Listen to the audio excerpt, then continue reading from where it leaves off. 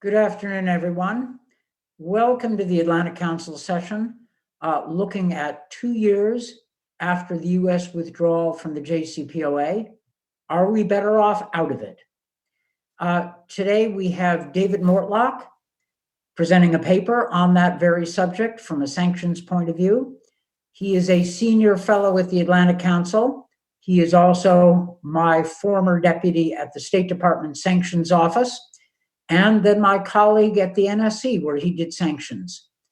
We have as well Barbara Slavin, director of the Future of Iran Initiative at the Atlantic Council, a former journalist, and I confess, I was a one-time source back in the day. We have Eric Lorber, vice president of the Financial Integrity Network and with the Foundation for Defense of Democracy. He was a one-time advisor to Treasury Undersecretary Sigal Mandelker, so he's been on the policy side of the line. On May 9th, Secretary Pompeo issued a statement lauding the bold decision, as he put it, to exit from the flawed Iran deal and its facade of security. The question is, are we in fact better off? David Mortlock has launched a paper this morning. You can find a link in the Zoom chat box located in the control panel at the bottom of your screen. David's going to present his paper. Eric Lorber is going to follow with his perspective, and then Barbara Slavin. We hope then to open up the general conversation. And before we get into this, I want to encourage all of you to engage in today's discussion. Submit your questions in Zoom. I think we're all getting used to Zoom. You know the drill, but I have to say it anyway. So you submit a question in the Q&A box located in the Zoom control panel at the bottom of your screen. And I and Ole Moore of the Atlantic Council Sanctions Initiative, which is sponsoring this, will do our best to keep up. David Mortlock, you're up, man. Take it away. Thanks very much, Dan. I really appreciate it. Thanks for having me. Thanks to Barbara and Eric as well for allowing me to join you on the conversation today. I can't say I'm getting used to Zoom at all, but bear with me. So, as Dan mentioned, we did launch a paper that was distributed this morning. I think Ole just put a link in the chat box for anybody who wants to read it. Follow along or take a look at it after the presentation today. Really, I asked the question in this paper I posed the question, has the administration policy been a success over the last 2 years? On May 8th, 2018, the president announced in a decision that was not a particular surprise to most of us that the United States would be withdrawing from the JCPOA.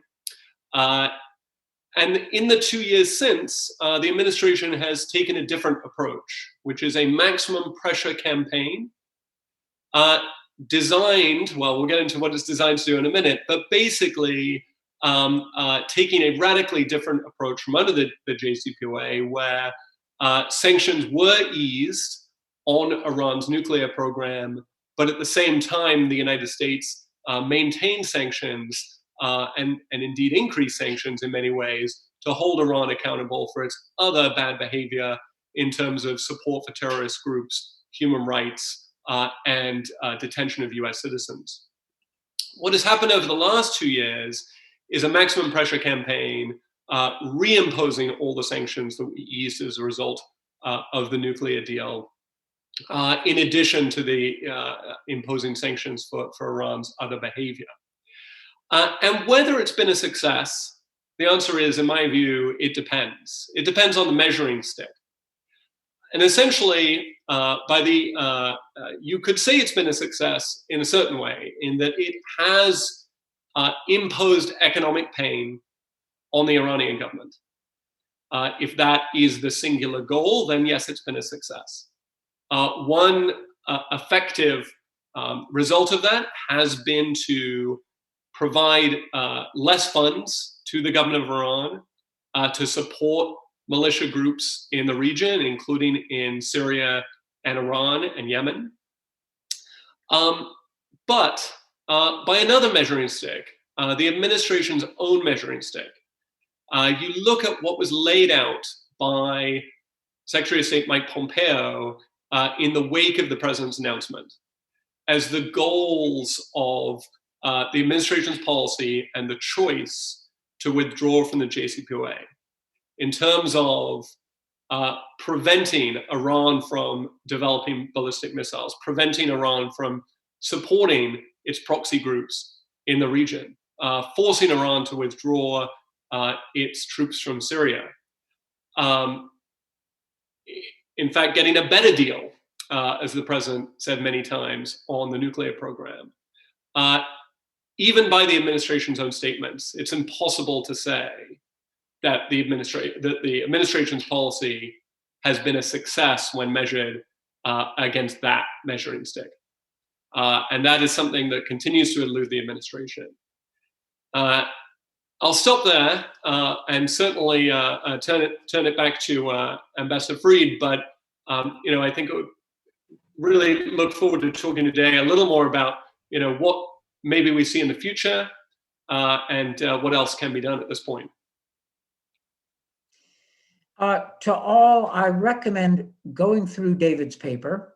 Unlike many papers that covers the details of sanctions, this one is actually clean prose that walks through the complexities without making you sorry you started. So I actually do recommend it. And it is balanced in its conclusions and comprehensive. But you don't want to hear from me. Eric Lorber is up next. He can give a somewhat different perspective. Those of us familiar with Foundation for Defense of Democracy know the starting point. So the floor is yours, man. Thank you, Ambassador Freed. It's great to be here. And I must say, I take a little bit of offense to the comment about sanctions legalese, because I am likewise a sanctions lawyer, and I fear that most of my written word is equally confusing. It's not nearly as well written as David's products. It actually may surprise someone on this call, but I agree with a lot of what David lays out in his piece. I recommend it. I think it's really a well done argument. And I think at its core, David has it right that economic pressure must be tethered and linked to a specific set of policy objectives. And as you argue, David, while we are able to put a lot of pressure on the Iranian economy, that pressure hasn't really translated into fulfilling Secretary of Pompeo's 12 points at this point. But that doesn't mean, I don't think that the administration thinks the strategy is a failure. And I think that the administration's conclusion is that the strategy itself is actually working. And that may sound a little bit odd. So let me explain what I mean by that. I think the administration sees the maximum pressure campaign as striving towards two objectives simultaneously. So the first one, as you lay out, are the actual changes in Iran's behavior that Secretary Pompeo has delineated, right? And on that front, I do agree that the administration's approach has not yet succeeded. And certainly if you view the 12 points as all being required for sanctions relief. Now, I think the administration would likely respond that the strategy itself needs more time to work. For example, they're still expanding secondary sanctions authorities and targeting supporters with secondary sanctions. So, for example, the Costco designation from September of last year. And I do think there is something to that argument that sanctions do need time to work. But I also recognize that argument swings both ways. You can't sort of say, oh, well, we just need more time. We just need more time in perpetuity. But the second objective, which I think is also playing a major role in the administration's calculus, is, as you mentioned, David, the reduction in capability. So Iran does have less revenue than it did 2 years ago, and I think is probably being forced to make harder choices about how it spends the money. And indeed, you mentioned in the piece, Hezbollah is taking a financial hit, as are proxy forces, for example, in Syria, in large part because Iran has reduced that funding. And in addition, part of the administration's strategy has been to aggressively target specific sanctions evasion networks and networks generating revenue. So, for example, the May 2018 designation of the central bank governor, the then central bank governor of Iran, Valiola Saif, which disrupted an illicit finance network for Hezbollah and Hamas that was generating or moving, I think, hundreds of millions of dollars or euros in revenue. And so the bottom line here is that from the administration's perspective, even if Iran isn't changing behavior and adhering to Pompeo's 12 points, I think the administration thinks of the maximum pressure campaign and sustaining that campaign as achieving another sort of equally desirable objective, that is making it harder for Iran to finance its activities throughout the region. And so in my mind, there really are kind of three universes. This is how the administration perceives it. There are three universes when thinking about Iran policy. The first universe is this sort of counterfactual: Iran is still in the JCPOA, and from the administration's perspective, slowly walking towards what it thought was an untenable situation, right? Iran with an industrial nuclear capability and the sanctions architecture primarily removed. That's universe one. Universe two is actually where we are now, which is the United States is outside the JCPOA, but squeezing Iran and reducing the capability for malign activity. And then universe three is the world in which Iran is actually fulfilling the 12 points. And so I think the administration would agree that we're not in world three, fairly obviously, or universe three, but I still think that they would make the argument that universe two is still better than universe one. I do want to touch very briefly on the recommendations that you lay out in the piece, because I think they're really good and they're very important. And in particular, the ones that focus on sort of abandoning unrealistic demands and offering sort of a carrot and a stick approach, which you say. I generally think that sort of the idea of a framework for sanctions relief that's paired with concessions by Iran in this case makes a lot of sense and is a very good approach. And in fact, in other situations, right, this is the administration's approach. So the Venezuela sanctions program, with the release of the State Department framework for a transitional government in Venezuela, does precisely this. But I do want to put a little bit of a caution out there when thinking about this, and you know this, and Ambassador Fried, I'm sure you do too from your time in government. Sanctions pressure is something which, to an extent, has to be kept evergreen.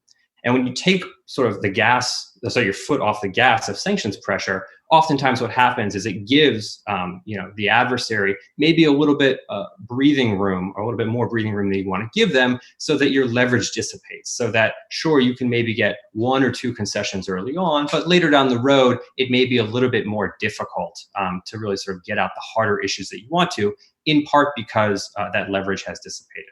And so I think there's got to be a balance that's struck here between saying, yes, we can put a framework into place that allows for concessions followed by limited sanctions relief, while at the same time making sure that the sanctions that are still on the books are aggressively enforced to ensure that all of the leverage to get to those further concessions down the road is not dissipated. So at that, I think I'll leave it there, and looking forward to Barbara's comments and then questions from the audience as well.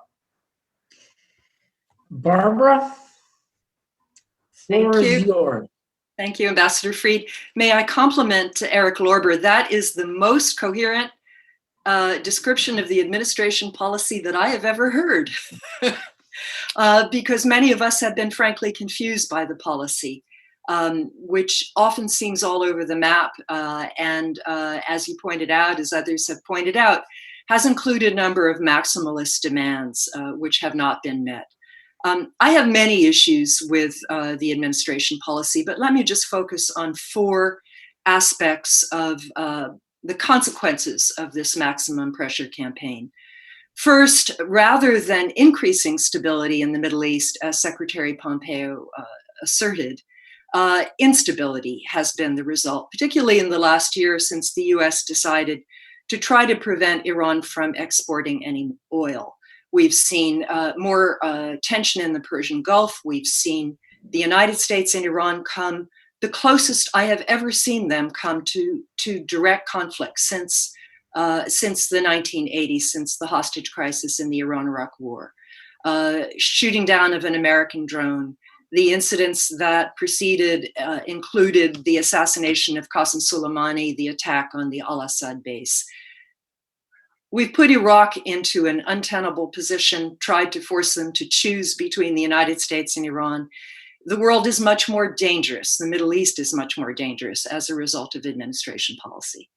Secondly, and Eric, you alluded to this, we've seen more Iranian non-compliance. Iran was in compliance with the JCPOA, stayed in compliance for a year after the US pulled out. But now it has already amassed enough low-enriched uranium to make a single nuclear weapon were it decide to break out. And one of my big fears, and we may talk about this lately, is that if the administration tries to somehow snap back the sanctions over the issue of the arms embargo, which is expiring, Iran will not only quit the JCPOA entirely, but will quit the Nuclear Non-Proliferation Treaty and follow the route that North Korea did in 2003 and actually develop nuclear weapons, which of course Iran has not done. My third concern is the deepening of the divide between the United States and its traditional close allies in Europe. The Europeans are desperately trying to preserve some shreds of the JCPOA, and they have tried to be accommodating with the Trump administration. They tried to work on a better deal. They've made many offers, particularly French President Macron, but unfortunately the US is still trying to push the Europeans into positions that they don't want to take. This is very damaging, as Ambassador Fried knows. And then my final concern is dual. It has to do with the impact of the sanctions on ordinary Iranians, which has been catastrophic when you combine that with COVID and all that has taken place there as well. This was an opportunity for the US to show some real mercy. And although we say the words, we have not really made it easier for humanitarian supplies to go to Iran. One final word on sanctions, and we have 3 sanctions experts here that I'm looking at on my screen. I think sanctions are like antibiotics. If you overuse them, they lose their efficacy. And I would recommend to all of you and our viewers a section in The Economist this week on China's growing financial clout. China cannot replace the greenback with the redback yet. But if we keep trying to use and overuse sanctions to force the rest of the world to follow our foreign policy against their wishes, we are going to see countries like China increasingly develop their own pipes for financial transactions. We're going to see the UN strengthen against the dollar and become more of a reserve currency. And then when the US really needs sanctions, we will not be able to make them stick. So those are my 4 big concerns with maximum pressure and maximum unilateralism. It will not work, and it has had, I would say, not minimum consequences, but deleterious and damaging consequences. This is a terrific way to frame up the issues. I think everybody has, instead of doing the Washington cable news version of taking extreme positions of their own views, everybody's given a 3-dimensional picture. Also, everybody's been brief, giving me a couple of minutes to lay out my own perspective, which demonstrates that I am the least qualified person here to talk about Iran policy. To me, the structure of the debate over the JCPOA recalls the debate about Soviet policy and arms control in the late 70s and early 1980s. In those years, conservatives, the right, went after arms control on the grounds that it did nothing to stop or even deal with most areas of malign Soviet behavior. They were correct. They also believed that the left overestimated the impact of arms control in ameliorating the causes of the Cold War. Arms control would do no such thing, they argued.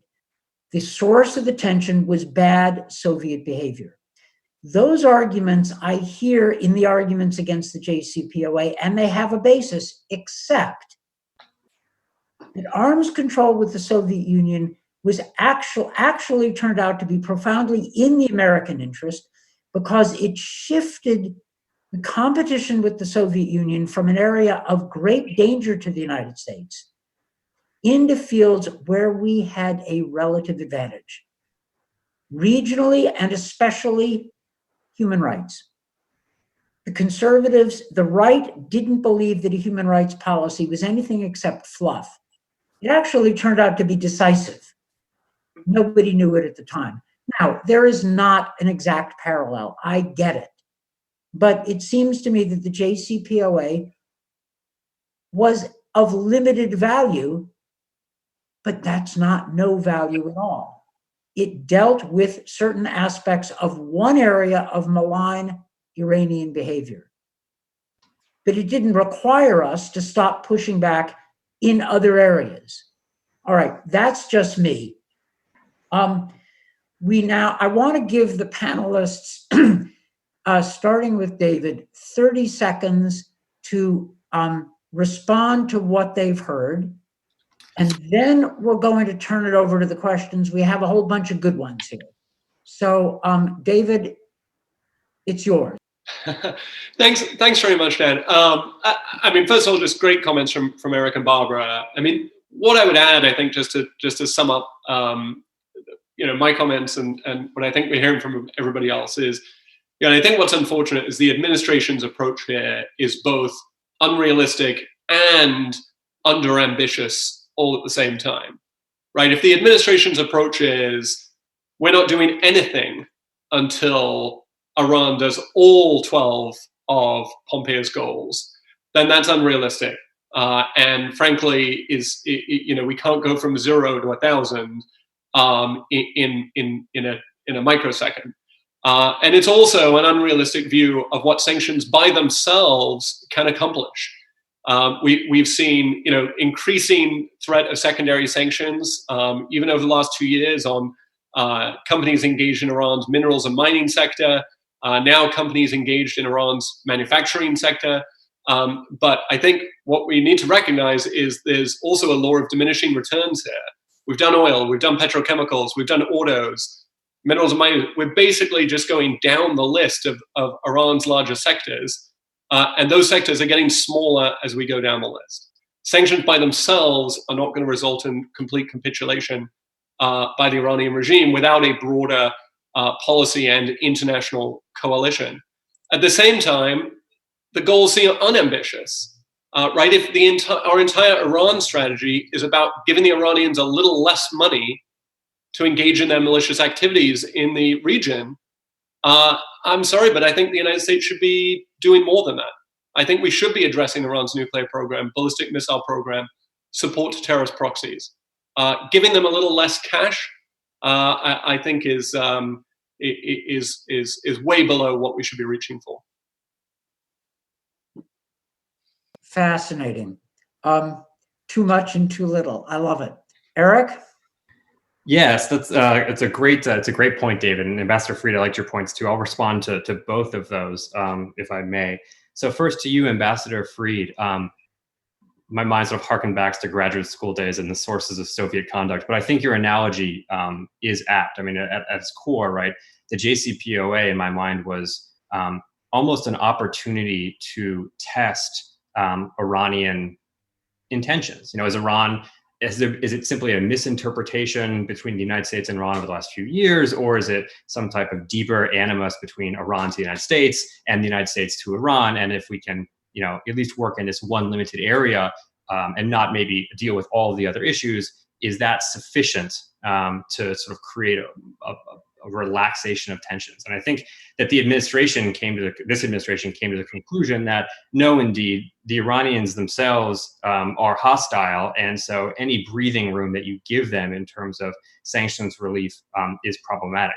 Now, I really like the last point that you ended with, which was, essentially, how do we think about working on limited issues while at the same time maintaining pressure elsewhere? And I think that's exactly what the prior administration, Obama administration, I think tried to do, certainly following the JCPOA. But I think that, as you know, in Washington and in foreign policy bureaucracy, oftentimes it's really hard to maintain that pressure in other areas, especially when there's a real desire to keep something like a centerpiece of a foreign policy towards another country from being rattled. And so I think that there was, at least to an extent and to a degree, a willingness not to pursue as aggressive action as may have been warranted as a way to preserve the JCPOA, which is an understandable, from the Obama administration's perspective, I think, probably an understandable position to be in.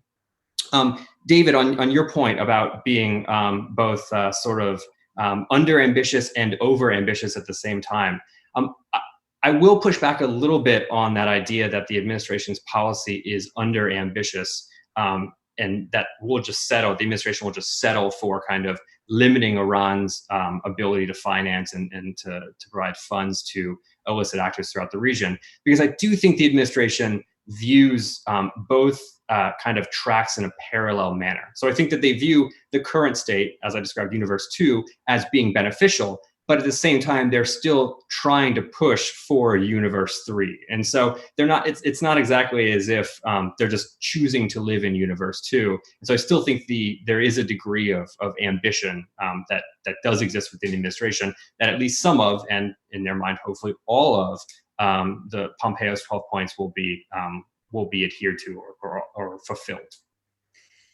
Barbara, you were not a journalist those many years for nothing. Sanctions are like antibiotics. Yeah. Nice one. Yeah, well, I actually stole it from someone, but I don't remember who I stole it from. Well, can I just say a few words? I mean, the JCPOA had only 9 months of implementation before Trump's election. So we will never know whether it could have led to other understandings in other areas, follow-on talks that would have taken place with the Iranians on regional issues, on missiles, and so on. I just don't think it's fair to say that Iran continued its malign behavior. The first thing that Trump did when he came in was impose a travel ban that prevented almost all Iranians, including people wanting just to see their relatives, from coming to the United States. So the hostility, do you remember Mike Flynn putting Iran on notice, quote unquote, a week after he took office? So the hostility came very much from the United States, as well as a continuation of behaviors on the part of Iran. I think that's very important to point out. The other elephant in the room is regime change. There are members of the Trump administration, past, current, that would like to see the Iranian government not capitulate, but collapse. And if you have that sort of attitude, you're not going to get a quote unquote better deal. Ambassador Fried referred to the Soviet Union. I also am a former student of that country, lived there as a student, was there, in fact, when Richard Nixon came in the beginnings of détente. And I think that arms control frees you to talk about things like human rights. The first event that the Future of Iran Initiative held after the JCPOA was reached was about how to promote human rights in Iran now that we could park the nuclear issue. Because we have blown up the JCPOA or tried to, we are not in a position to emphasize issues like human rights in the way that I think we should and could have had we stayed in the deal. I think it's time to let people tuning in to this have their say. We've got a lot of questions. There are several about what policies we should expect from a Biden administration toward Iran. Another question related, what should a new administration be prepared to do on January 21st? What's a realistic objective for the first year of the new administration? Barbara, as the kind of torchbearer of this is bad, there has to be another way. Yeah. And based on your last remarks, go for it. So you're writing the 90-day Biden administration Iran plan. Okay, let me emphasize that I was an Elizabeth Warren supporter. So I have gave no advice though to her campaign, and have given no advice to any presidential campaign. But I know a number of people who are thinking about these issues. My personal view is that Joe Biden should say we're back in the JCPOA. If Iran will roll back all the steps it's taken out of the deal, we will come back into compliance. But we should immediately begin to talk about a follow-on deal, a JCPOA 2.0, because so many of the provisions are close to sunset. And I think both sides have learned to their chagrin that some elements really were not on a firm footing. I would, instead of having a deal that is simply based on executive agreements, offer that the US would repeal certain key sanctions legislation against Iran, have Congress do it. This would put any follow-on agreement in a much stronger position so that we wouldn't have this up and down where one president can do X with executive orders and a successor can simply put new executive orders in that reverse everything the previous one had done. And we should also have a discussion on regional issues that brings in the parties, that brings in the GCC. Iran won't sit down with Israel, more's the pity, I wish they would, but at least brings in the GCC as well as the P5. That's what I would do. Eric, David, add some points to Barbara's framework for the Biden administration, or come up with your own. After you, Eric. Yeah, I was gonna say, David, if you want to go first. So I think I agree with actually some of Barbara's points on this. I mean, I think the idea of a JCPOA 2.0 is, to be honest, it depends on what the specifics of a follow-on agreement would be, right? I mean, I think that even some within the Trump administration right now would actually say a JCPOA 2.0 that was perhaps broader in addressing regional issues, and maybe that's not exactly what you meant, maybe that's too broad outside the scope, would be something that, of course, they would entertain and potentially be interested in, though query how that would fit up with Secretary Pompeo's 12 points. I think that to an extent, the ability to re-enter the JCPOA, while legally permissible from a sort of a practical perspective at this point, is fairly limited. And that's in part, as you mentioned, because of the fact that we've got the sunset provisions already into place. And so I'm with you, but I wouldn't call it sort of a re-entering of the JCPOA as opposed to sort of the renegotiation of a JCPOA 2.0 that addresses. If I can just mention, the Iranians have said that they will only return to a multilateral negotiating process if the US comes back into compliance. So there is that. Gotcha. Thank you. And then on the final point, I mean, I think that, this goes to the conversation that the point I was making with David and what's in his paper as well. I think that in the context of any follow-on negotiation, be it a JCPOA 2.0, be it some type of broader deal, whatever it looks like, there's got to be a mechanism in place, or a thinking through in place of how to credibly provide sanctions relief, while at the same time making sure, as David was saying, that pressure is continuously applied in those other areas of activity, and that frankly you have multilateral buy-in for those other areas of activity as well, particularly among the E3, which is something we tried to get prior to the president's withdrawal in, I guess, January through April of 2018. David? Yeah, so I completely agree. I think what we are looking at here is at very least a new deal, a 2.0, right? And I think that doesn't mean that just on day one we're back in compliance, waivers are issued. I think it does mean, number one, a path back into the JCPOA. But we've also got to be realistic. The JCPOA is 5 years old, right? Even under a Democratic administration for the last few years that was supportive of the JCPOA, we absolutely would be looking at next steps. What comes next? How do we address the sunset provisions? How do we deal with ballistic missiles? The other behaviors in the region.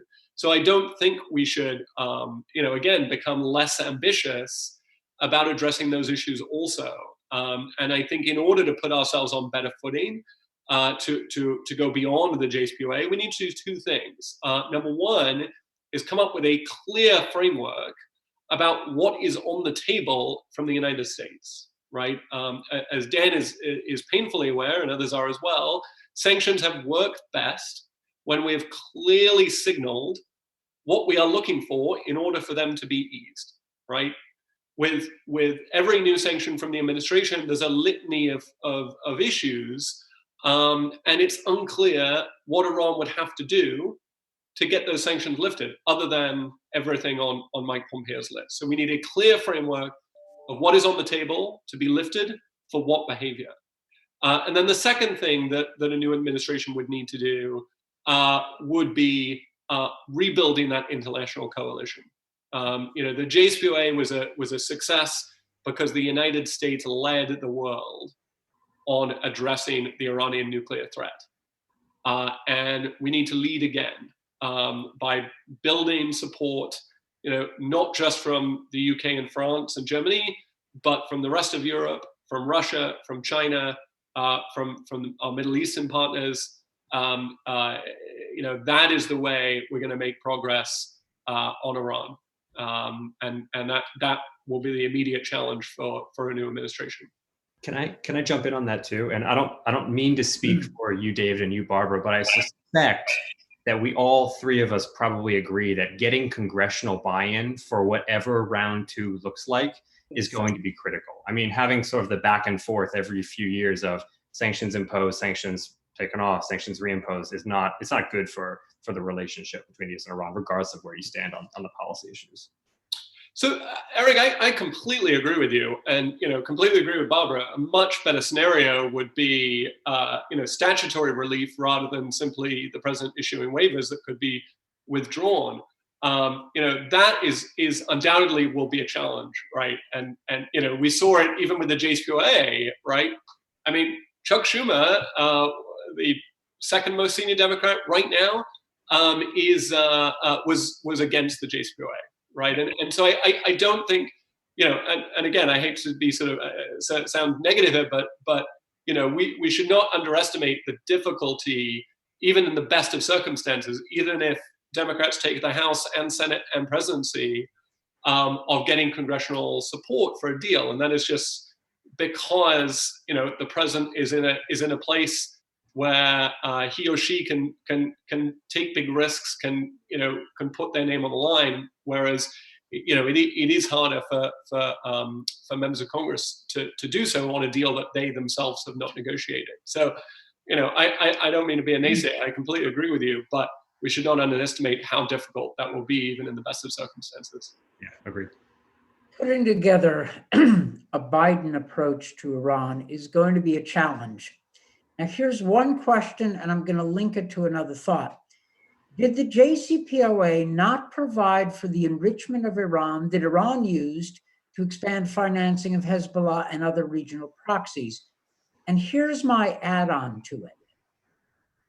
I can imagine a Biden administration drawing on suggestions from all three people on this panel to come up with a reasonable approach. And then the Iranians completely reject it.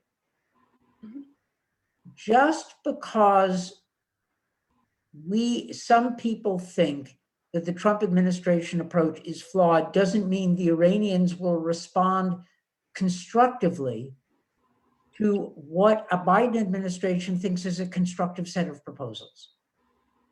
It doesn't always work that way. The bad actors in Iran aren't any better because of perceived flaws of US policy. They may be really bad actors. And that's how I'm linking the one question, and there were several of this variety. Can I grab that one? Yep. Yeah, we have to understand that there are politics in Iran too. And I didn't mention, this could be a fifth point that I didn't make in my introductory remarks. The Trump administration has squandered the Rouhani administration in Iran, which is coming to an end. In May of next year, Iran will have presidential elections. And it looks as though the next administration will not be full of American PhDs, like the current one is, Javad Zarif and so on, which means that a Biden administration, if there is one, could have a much tougher time, absolutely, Dan, reaching a new agreement that is as good as the one we had, let alone an improvement on it. And that is very unfortunate. The US has squandered the trust of these people in Iran. There are many who now say you can't trust the United States. Why should you? And one other point, if I may, about Hezbollah, et cetera. Iran, these policies don't cost a lot of money. for Iran. They are based on ideology, a shared worldview, as much as they are on cash. Iran doesn't rent proxies. They have an affinity with them, and we have to acknowledge that. And Iran has profited from the mistakes of the United States and others. 2003 invasion of Iraq, that's what created the Shia Crescent, by getting rid of Saddam Hussein. Iran strengthened these relationships when it was under international sanctions back in the first term of the Obama administration. And there is no indication that these relationships are disappearing. Iran may be pulling back some troops from Syria, but Assad is consolidated now. They don't need so many troops in Syria. And what limited resources they have will go, unfortunately, to these groups. So I think it's naive to think that we have accomplished very much by reducing the resources available to the government. Mostly it's hurt ordinary people. We had some of the panelists have mentioned the UN arms embargo. That's UNSTR 2231. That is, there's some question about its renewal. Is this going to be the next flashpoint? The Trump administration had, the first term Trump administration, don't know whether there's a second term, but this administration's time is coming to an end. Is this going to be a flashpoint? Any predictions and any pieces of advice? Eric, Barbara, David? On the spot. I thought Eric would have some. I was going to say, I was waiting for David to jump in. I mean, as a quip, Ambassador Fried, I was going to say, you mean hasn't become a flashpoint already? It's already sort of taken on that stature at this point. I mean, I don't have predictions about it, but I do think it is as I'm sure many people on this call and the panelists agree, there's a distinction between the legalist argument that the administration is trying to use, which is a clever legal argument, and the actual political realities of what's going to happen on the Security Council and whether or not the Security Council will in effect accept what that legal argument is. I am not as prescient of a watcher over the P5 to tell you which way they're going to go. If I had to guess, I would probably say they would try to actually extend the arms embargo, because I think that the assessment is that the Trump administration would be willing to sort of legally trigger the mechanism if it didn't see the arms embargo being renegotiated for an extended period of time. I do think that if I can predict one thing in this scenario, it is that if push comes to shove and the administration does not see the arms embargo being renegotiated without the real threat of snapback, that they would go ahead and actually exercise the snapback mechanism or try to do so under the procedures. The U.S. is out of the JCPOA. It doesn't have standing to snap back. Any standalone resolution will be vetoed by Russia and China. I think the most the administration can do is to encourage European allies, but Europe is not selling weapons to Iran. The United States is not selling weapons to Iran. So this will be a decision for Russia and China, which have already expressed an interest in selling weapons. I don't see any reason why they would comply. David, I don't know. Do you agree? Just a couple of thoughts to build on those. But I think basically, I think it's a real possibility we don't see it renewed, but that's going to be as much about, Russia and China's desires as it is about the US concerns. I think, not to sound cynical, but I think my own view is, whether the United States attempts to trigger snapback, which, there are quite the contorted legal theories I've heard of why we are still a participant in the JCPOA. So I certainly do not think the administration is abandoning that argument. I don't see the administration giving up its right to do so in the future. And here comes the cynical part, which is, I would think when there is a lot less in the headlines, we're closer to election day, I could absolutely see the administration pursuing snapback if they thought it would work, as a promise made, promise kept by the administration for a domestic political audience. I think the president's actions on the Iran deal are important to his base. They go down well with a huge portion of the domestic audience, and I think that's just as important in predicting the next few months as events with Iran. Well, the Iranians have said that if the U.S. somehow manages to snap back, the deal will be dead, and they'll also quit the NPT. And then we have the North Korea scenario. So that would be a huge mistake, I think. Well, this leads to another one of the questions. We've gotten several along these lines, and really for Eric Lorber to try, no matter what the administration says, I'm summarizing, sort of jamming together some of the questions, no matter what the administration says, it's really about regime change. And given that it is about regime change and regime surrender, why do we think sanctions are going to be useful? And why should they engage with us whatsoever? Now, the question, Eric, is the premise of that question wrong? Are there circumstances under which the Trump administration could actually find some deal? I mean, President Trump oddly seems to be far more creative with respect to DPRK, which is a more malign regime, certainly nastier to its own people, and engaged in, the DPRK at its worst is actually considerably worse than Iran. So what do you say to this? Yeah, it's a great question. I think it sort of depends to an extent on who you're talking to within the administration, whether or not it's regime change or it's not regime change. I think at the core, the administration policy is not one of regime change. It is one of, we want Iran to change its malign activity, right? I mean, at the very basic level, that's what it is. But at the same time, there's this undercurrent, which I've not heard necessarily from people in the administration, but just sort of outside, certainly, of that. Well, what's going on here is really a focus on trying to overthrow the regime, because why else would you impose such pressure? And oh, by the way, this pressure will not be able to cause the regime to give up these 12 points, or give up on these 12 points.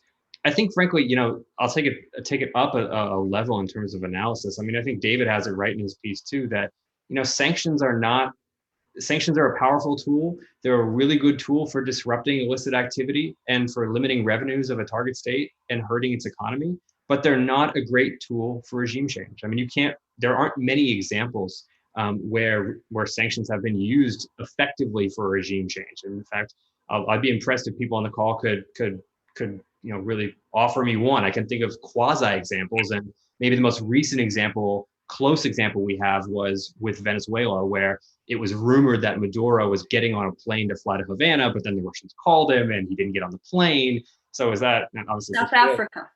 It's the only case. Right, exactly, South Africa, and even that was a number of different factors which played into the apartheid regime's ultimate failure or fall. So I think it's 2 points. One is sanctions are not going to be a sufficient tool in my mind to create regime change in Iran. And I think that the administration, again, the stated policy is not one of regime change. But I think that if you were really to press and say, hey, what do you really want with respect to Iran? I think the answer would be, hey, we want Iran to stop a lot of its malign activity. And if that means that it's a different regime in Iran, well, maybe that means it's a different regime in Iran. I think that's sort of like the core feeling with regard to Iran policy. But again, state policy is not a regime change policy. It's a behavior change policy. Well, on the question of sanctions and regime change, it is certainly the case that sanctions alone have not had much or any luck bringing about regime change. Barbara mentioned South Africa. And the way I would put it is this: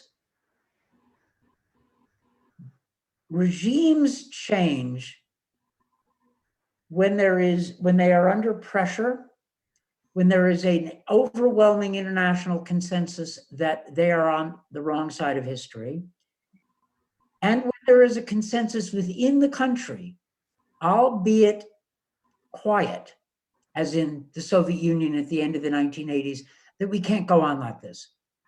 A sense of regime failure on the inside, a sense of international consensus about an alternative on the outside.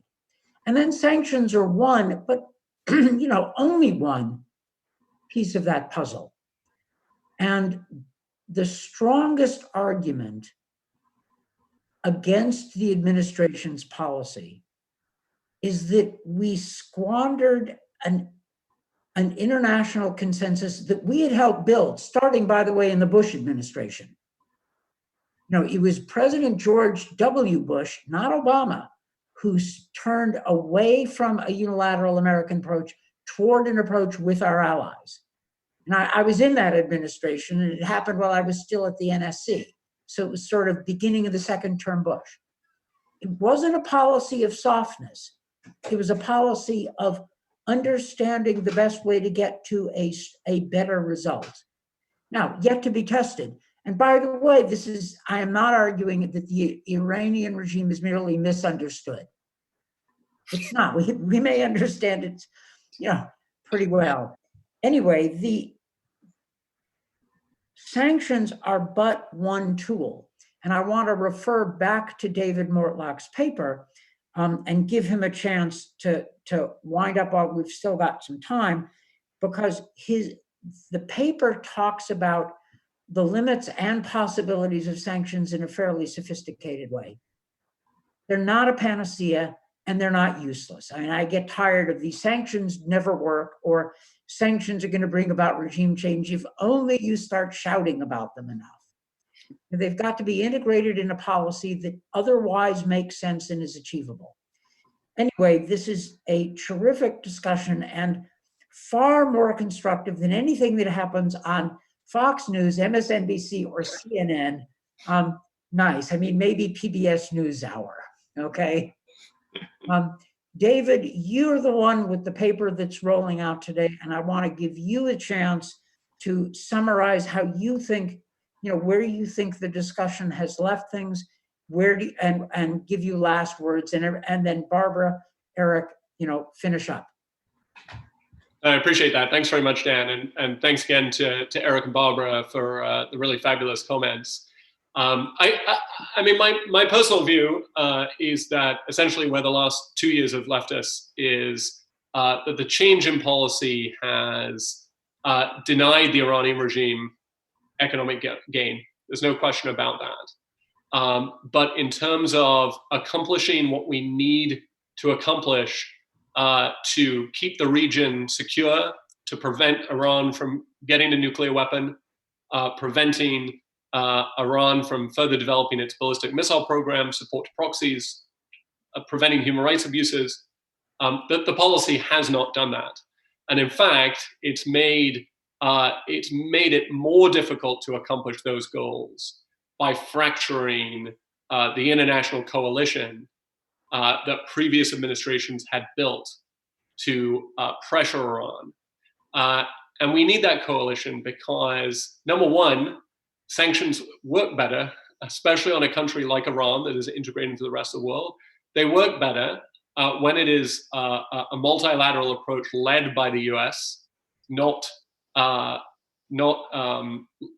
imposed by the US, contrary to the rest of the world. And number two is because sanctions by themselves are just not going to be enough to achieve those outcomes from Iran. We can approach the problem realizing that Iran is an unreasonable and not an ally by any means of the United States. They are an unreasonable actor in many ways, but that does not mean that we should not strive for a deal with them. As I believe President Obama said at the time, you don't make deals like this with your friends. And so, whether it is a JCPOA 2.0, whether it is a deal that is even more ambitious around Iran's other activities, that should be what we are striving for, that level of ambition. And I think, one way or another, whether it is this administration or another administration, we need to reorient in order to improve the situation with Iran. Well said. Eric, Barbara, last words.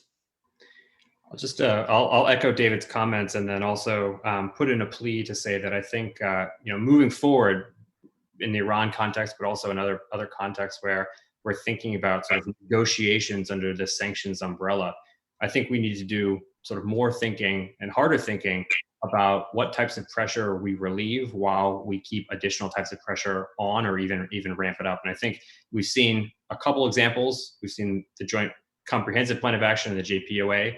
We've seen sort of a very different example in the case of DPRK, where there's still all the sanctions laws on the books, but the enforcement activity and the new designation activity has certainly been tamped down as the kind of summit diplomacy has continued. And I still don't think we necessarily have really the right formula yet for thinking about how we provide relief for concessions while at the same time making sure that we're not unduly giving away sort of all of our leverage. And I think that's the point that David makes at the end of his piece. And I think it's a point that really should be thought about and brought out further. Barbara? Well, I agree with my colleagues on many issues. Sanctions are only one tool. They need international buy-in, or they do not work. I mean, they may seem to work initially in terms of reducing revenues and so on, but they don't really work because people are being dragged kicking and screaming into this. And China, the stronger it gets, the less it's going to pay attention to sanctions. I'm very worried about that. I think we need to always keep in mind the impact on ordinary people. As I mentioned before, ordinary Iranians are really suffering from these sanctions. And now is the time to make a humanitarian gesture. I don't see it being made. And the third point is clarity, realistic, clear goals. Lewis Carroll once said, if you don't know where you're going, any road will take you there. And there is no clarity in this administration. The view of what they are trying to accomplish changes depending on who's speaking. And that is not a formula for success. We are at the hour. I'm going to wrap up with a road not taken point. At the end of the Bush administration, after Obama had been elected, some of us entertained the possibility in the last weeks of Bush of opening a US interest section in Tehran on the grounds that it would open up a channel to the Iranian people, and the Obama people incoming couldn't do it because they'd be hit from the right in American politics. We got close, never did it. I'm kind of sorry. Because my first assignments in the Foreign Service decades and decades ago were, it was in a small, beleaguered diplomatic outpost in the middle of the Soviet Union, surrounded by official hostility, and it was great. And it gave us a way to reach Russian people. This has been a terrific discussion. I'm grateful to all of the panel for making the time, David especially for the paper he did. Barbara is the Atlantic Council's in-house Iran expert. David is a pillar of the Atlantic Council's sanctions initiative. His paper reflects that. And Eric Lorber shows that people who nominally ought to be shouting at each other can actually find common ground and have a higher level discussion rather than the usual kind. My thanks to everyone and to the participants and to the Atlantic Council staff, Jackson, Styron, Olimore, who have made this possible. So my thanks to everybody. Here's hoping for better times And everybody stay well, stay sane. Thanks. Thank you, everyone. Thanks very much, Dan.